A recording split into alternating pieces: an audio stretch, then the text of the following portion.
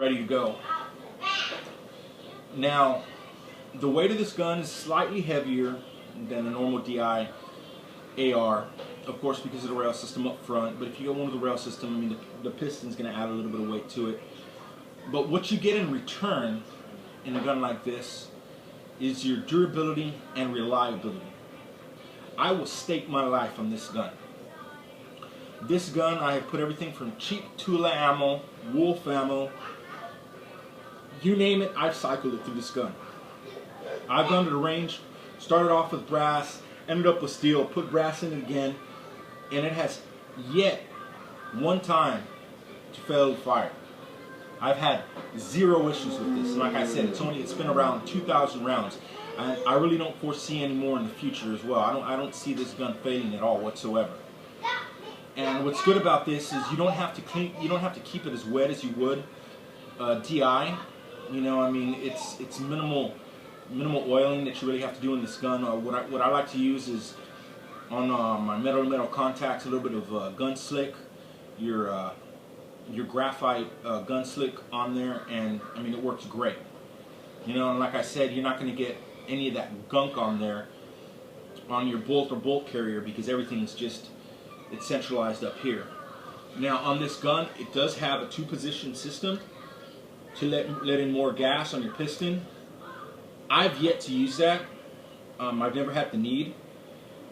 I think maybe if you're going to go out and you're going to take it out and put thousands of rounds, maybe about 1,000 rounds through it, you may have to move that once your piston gets gunked up. But I've gone out to the range and put up to 250, actually about 300 rounds through this in the range, and I've had no problems at all whatsoever. I didn't even have to move that at all. So the main reason I went with this gun is it's the reliability of this gun. I mean, this gun's awesome, and it's fun to shoot. I mean, it's extremely fun to shoot.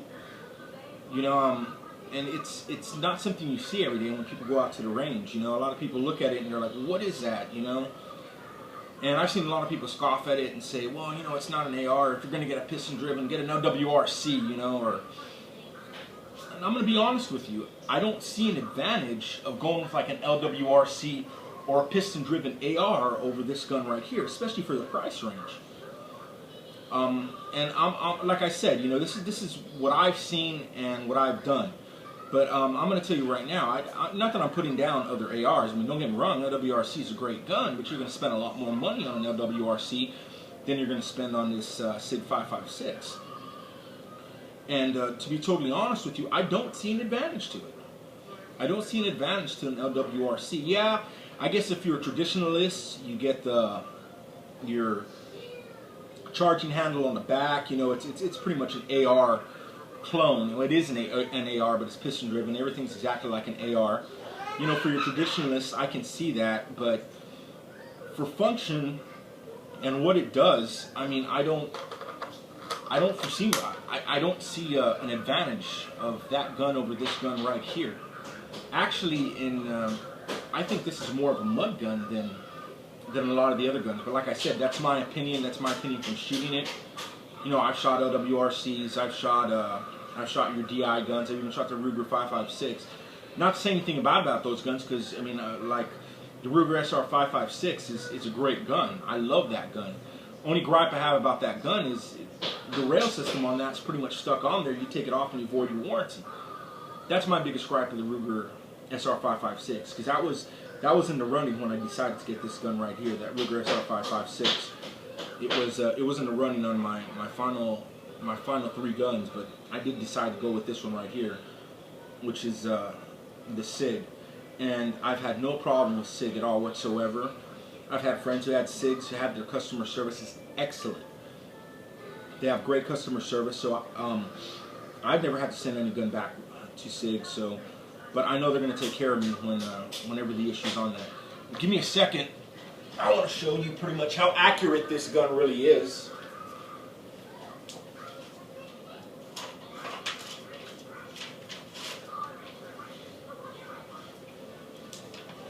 This right here is after a broken in barrel, and these shots right here, they're pretty much 1 inch, 1 1/4 inch.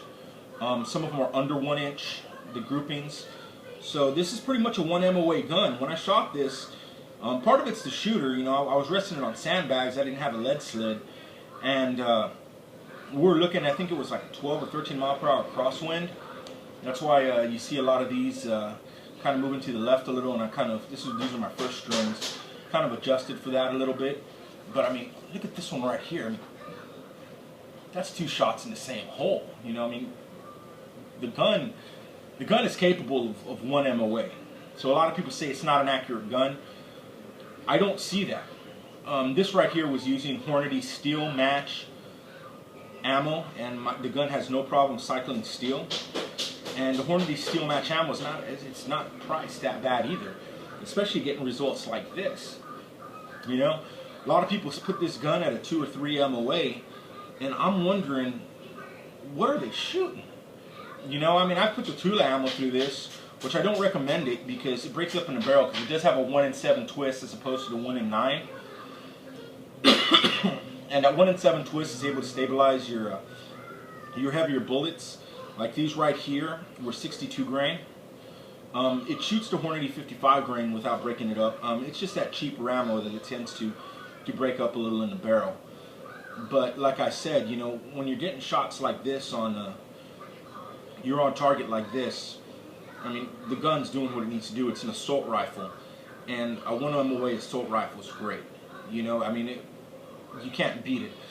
I've seen assault rifles go for $3,000, you know, that shoot like this with a bull barrel on it. You know, it's very rare you find an assault rifle. That's another thing about the gun. It doesn't have a pencil barrel either. I mean, the barrel is fairly thick. So I think that's what attributes to this type of shooting right here. Is how big the barrel is. And I'll be totally honest with you, it took time before it actually shot like this. When I first took it out, I'd say about the first 500 rounds, I was getting about a 3-inch, 4-inch group. It takes a little while to break in the barrel, but like I said, once the barrel's broken in on this gun, these are the results you should expect. Right here. Actually, probably better than this, because like I said, I was shooting this off sandbags, 12 mile per hour crosswind, and I'm not the greatest shot out there. I'm sure if you had an expert shooter or you put this in a lead sled, you would get a little bit tighter than this right here. But like I said, you know, it's a great gun. I mean, that's some gnarly shooting right there. You know, I was highly impressed with it. You know, like I said, I was a little discouraged when I first got it, but once the barrel break-in period was over, I mean, I was just really impressed with this gun, and it's really impressed me. So if you're out there and you're deciding on an assault rifle and you're looking at it, and this right here I think goes for anywhere around $1,200–$1,300, depending on where you look for it. And if you're looking at a gun in that price range, definitely consider the SIG 556. You know, if you have your mindset on something else and you're taking a look at this video, you know, take a look at the SIG 556. You know, if you can go out and you can shoot one, if your local range has one out there so you can rent it and shoot it, I highly recommend you shoot this gun. Because this gun, like I said, is an excellent gun. Doesn't really need any modifications to it. It's great out of box. And like I said before, especially when you're on a budget, you can get yourself an AR, and you can spend on the AR, you can spend $800. But in the long run, what's going to end up happening is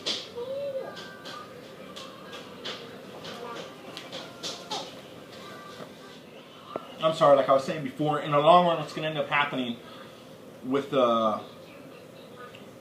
AR that you get for $800 or $900, you're going to end up, you might even get one for $500 or $600. You're going to end up putting a trigger into it. You're going to end up putting your front rail system into it. Get yourself a stock on there. Once you get all the little additions to it, you're going to end up spending probably a lot more than what you'd spend on this gun right here, which out of box I think is one of the greatest guns out there. Like I said, the only thing I did to it is I put the muzzle brake on there, that Troy Industries muzzle brake, which I love, which only cost me $45 for that Troy Industries muzzle brake. It's not expensive at all whatsoever, and it does help. I know there's those ones out there that are going to help a lot more, but shooting a 5.56, it doesn't kick that much in the first place. That just keeps the muzzle a little down. Great for follow-up shots. Great for double taps. And let me see, what else on this gun have I not covered? that's pretty much it on this gun. I mean, it's your typical assault rifle with, like I said, with it's a hybrid. It's an AK. It's kin to the AK-47. It's also kin to the AR-15 with the rounds it shoots. So go ahead and post your comments. Tell me what you think. This was actually a quick video I did that I might do a little. I might take this off and do a thorough one later. You know, as I go back and I look at it. But this is just a quick review on the gun, telling you my feelings on it, why I decided to get it. But like I said, try it out. Try this gun out. See if you like it. See if it's for you. And like I said, guys, you know, hey, feel free to leave your comments. Please subscribe if you actually like what you see. Please subscribe. Like I said, I'm kind of new at this. You know, just starting off doing stuff like this. So I think my reviews can only get better from here. You know, maybe I'll make them more entertaining later on. Maybe I'm a little dry and bland. That's the way I see myself right now. But like I said, you know, it's a work in progress. But always remember your Second Amendment and join the NRA, guys. Always join the NRA. They're keeping our guns out there. And they're letting us have guns like this right here, because this right here could be a thing of the past. You know, the closest you're going to be able to get to this may be a Ruger Mini 14 if things continue to go the way they're going. So join the NRA, because they're fighting so we can actually own guns like this. That's Gun Chowder. Peace, guys.